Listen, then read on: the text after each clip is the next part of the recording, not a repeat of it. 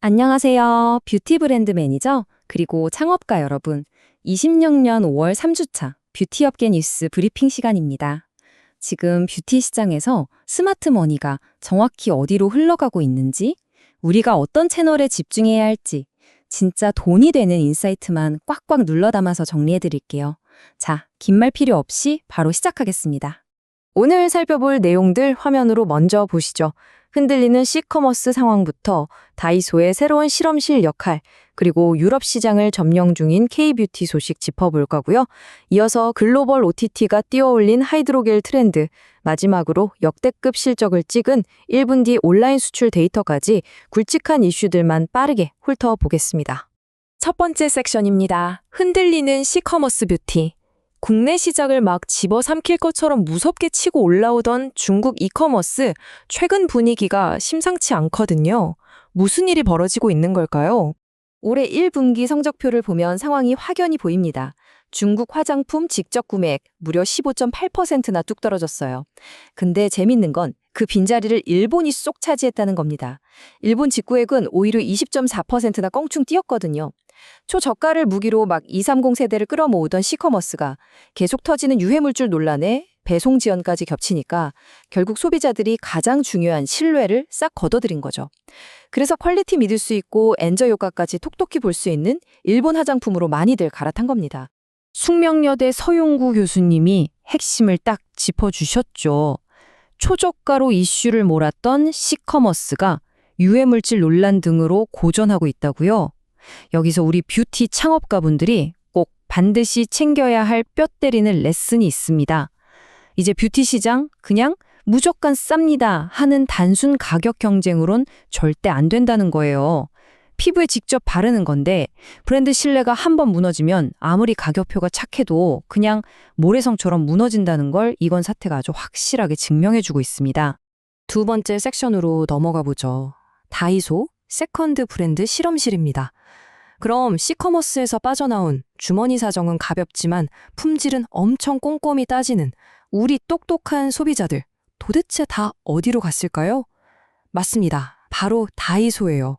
58.2%. 이 숫자 한번 보시겠어요? 최근 1년 동안 다이소 전용 기획 화장품, 즉 세컨드 브랜드의 구매 추정액 증가율입니다. 다이소 전체 뷰티 제품 성장률이 39.6%였는데 그걸 아득히 뛰어넘은 수치죠.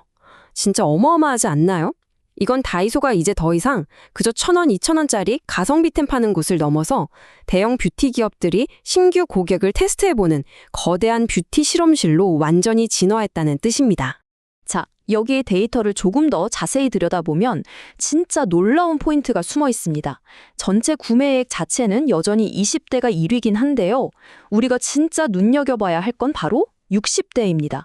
전년 대비 성장률이 무려 114.3%예요. 100%가 넘게 폭증했다는 거죠.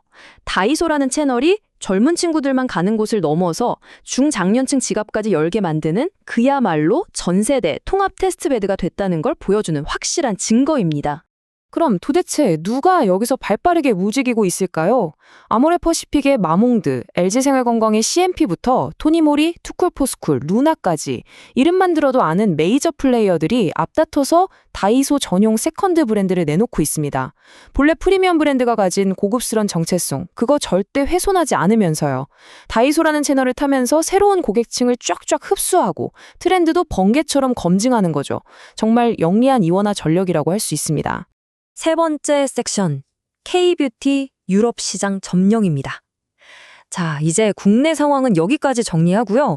시선을 글로벌 무대로 쫙 돌려보겠습니다. 지금 전 세계 뷰티 지도가 우리 K-뷰티를 중심으로 완전 거대하게 재편되고 있거든요. 지금 글로벌 시장에서 진짜 역사적인 사건이 하나 터졌습니다. 뷰티의 본고장, 세계 1등 화장품 기업들을 낳은 그 콧대 높은 프랑스요. 프랑스의 화장품 수출액이 팬데믹 시기를 제외하면 무려 20여 년 만에 처음으로 마이너스 0.1%를 기록했습니다. 전통의 뷰티 강대국이 이렇게 주춤하면서 시장의 거대한 빈자리가 뻥 뚫려버린 거죠. 그럼 이 절호의 타이밍, 과연 누가 치고 들어갔을까요? 네, 바로 우리 K-뷰티입니다. 올해 1분기 성적을 보면 미국 시장 40% 증가한 것도 진짜 대단하잖아요.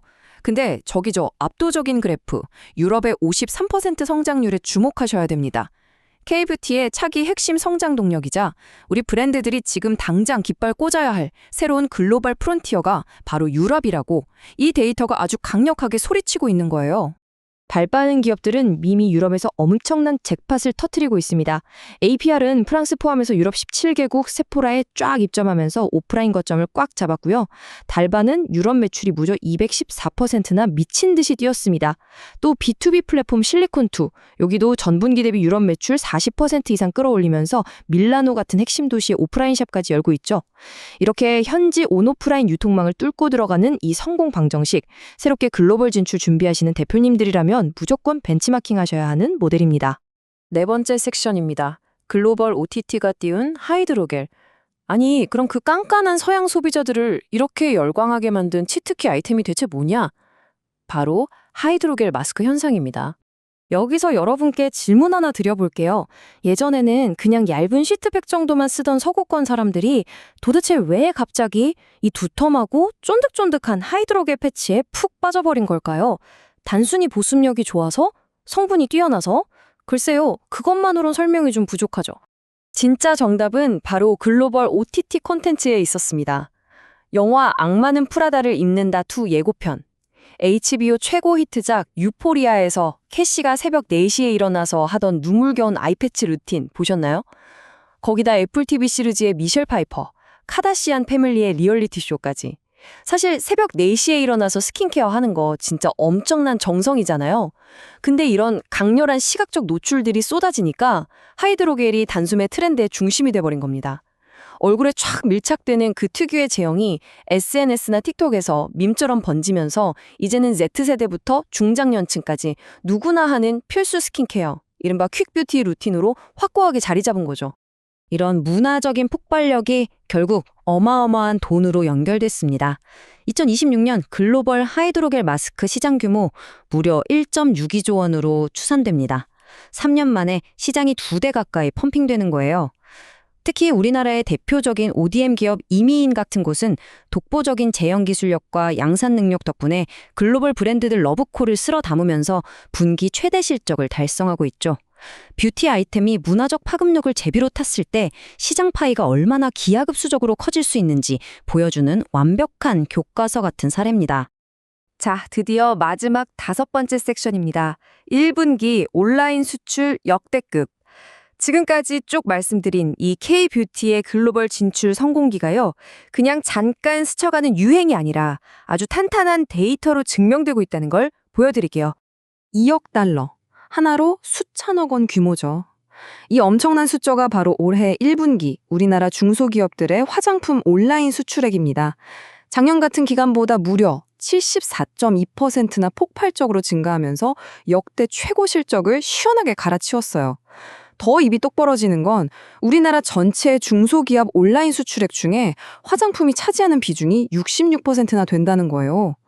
와, 이 정도면 지금 대한민국 온라인 수출 전체의 멱살을 뷰티 산업이 혼자서 하드캐리하고 있다고 봐도 과언이 아닙니다. 국가별 세부 데이터를 보면 제가 아까 말씀드린 유럽 점농 트렌드가 얼마나 무서운지 확 와닿으실 겁니다. 물론 아마존이나 월마트 꽉 쥐고 있는 미국이 절대적인 파이는 여전히 제일 큽니다. 근데 성장 속도 한번 보세요. 영국 283.8%, 네덜란드 133.8%. 진짜 말도 안 되는 천문학적인 속도로 크고 있습니다. 디지털 채널을 통해서 글로벌로 확장할 때 지금 당장 가장 수익성 높고 역동적인 타겟 시장이 바로 유럽이라는 걸 이 숫자들이 아주 묵직하게 증명해주고 있습니다. 자, 오늘 브리핑을 마무리하면서 여러분께 아주 중요한 질문을 하나 던지겠습니다. 국내 시장은 영리한 세컨드 브랜드 전략으로 아주 촘촘하게 세분화되고 있고, 글로벌 시장은 우리 K뷰티가 OTT라는 날개를 달고 유럽을 비롯한 전 세계를 그야말로 폭발적으로 집어삼키고 있습니다. 이렇게 거대하게 판이 바뀌는 돌풍 속에서 지금 대표님의 브랜드는 과연 어느 시장, 어떤 타겟을 정조준하고 계신가요? 오늘 정리해드린 이 팩트와 인사이트들이 여러분의 다음 비즈니스 스텝에 아주 날카로운 무기가 되길 바랍니다. 저는 다음 브리핑에서 더 알찬 소식으로 찾아뵙겠습니다. 감사합니다.